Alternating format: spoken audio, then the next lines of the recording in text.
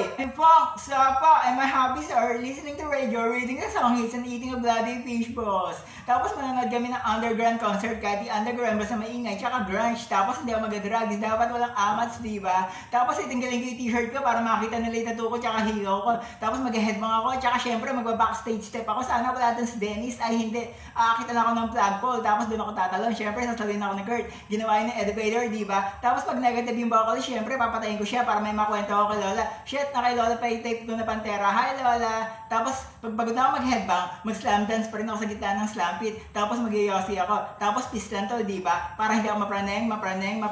Tapos pag tapos na yung concert, syempre uwi na ako. Tapos pag nasa bahay na ako, manonood ako ng House of Noise, Channel B. Wow, idol yun, pare, high-tech. 10 oras, puro noise. Tapos mag-aaral ako mag-gitara. Tapos bibili ako ng Taiko Grinder, Intergalactic Motion Center Techno Gadget. Tapos bubuhay ko na yung The Armpit Band. Tapos gagawa kami ng original composition. Ganito,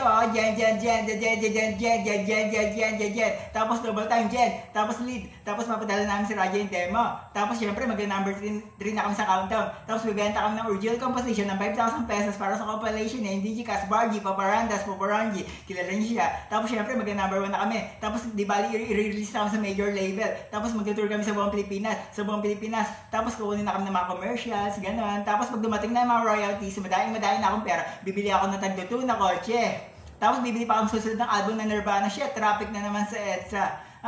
Bili na lang kayo ng Bagyas Jumalitech. Mukhang mas jupeng-peng yung yellow, green, red na brownies. Rasta ng red manong!